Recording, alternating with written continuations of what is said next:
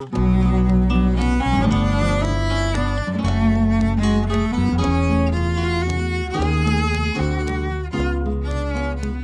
Sunday, Jesus continues to teach in parables. And there's something very adventurous about the stories that he tells, almost as if he would have lifted them from Mark Twain, almost as if they're about pirates and adventures, the kind of adventures that young boys would find in their backyard in summer.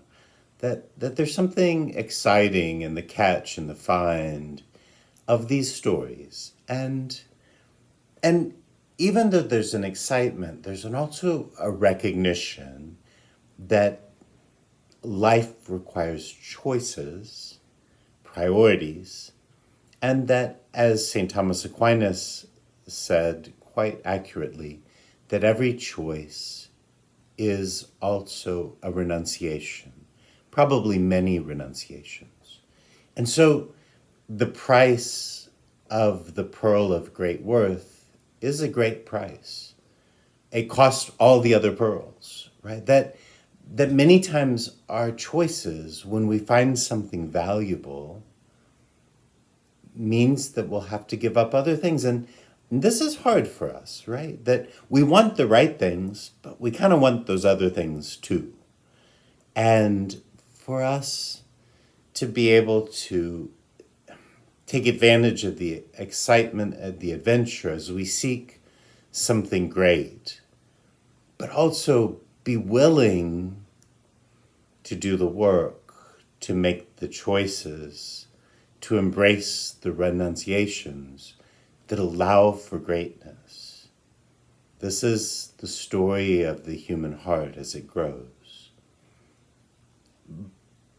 But if we let the parables sit there, we haven't found the parables yet, right? The parables, you're always looking for the extra layer, the twist. And the fact is, there are very few merchants who would go and bury. The fact is, there are very few merchants who would sell all of their merchandise to buy a pearl of great worth. It's not good business sense. And in fact, if you found a treasure in a field, you might very well not sell everything to buy the field. You might just take the treasure home.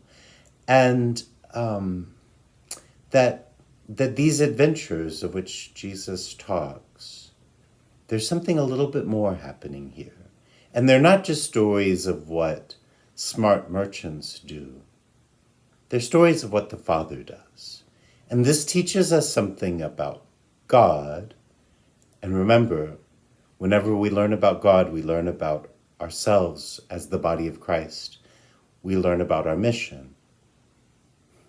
So what if we let this thing get flipped on its head? And instead of it just being about how much we're willing to pay for something that we think is valuable, about our willingness to make choices and renunciations. What if I'm the pearl of great worth? What if you're the treasure in the field? And the story is about a God who will spend anything, give everything, sacrifice as needed, make the loving choices that make it possible to find me, to take me, to own, to be able to live out this adventure, God's adventure of finding me. And that even as we pretend, right, even as we make our choices and accept the sacrifices of our lives that bring us blessing and joy, that the whole time, the real story is about a God who is willing to sacrifice and give and love, who makes choices and renunciations in order to find me, in order to cherish me, in order to have the pearl of great worth.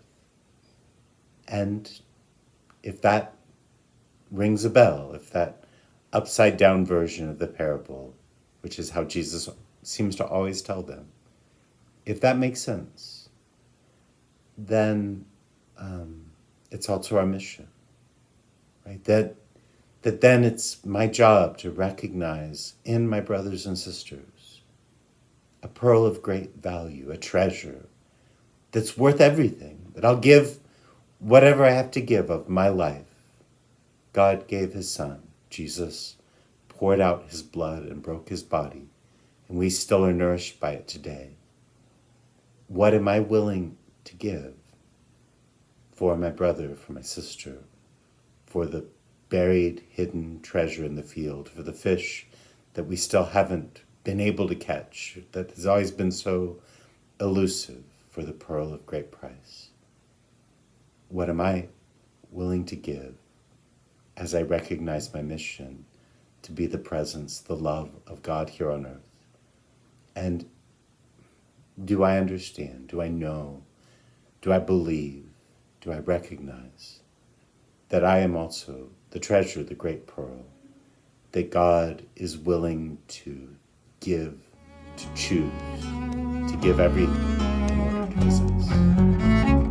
A Cristo Moreno, varón de dolores, Señor de los milagros, venimos a implorar. Nosotros peregrinos caminamos contigo.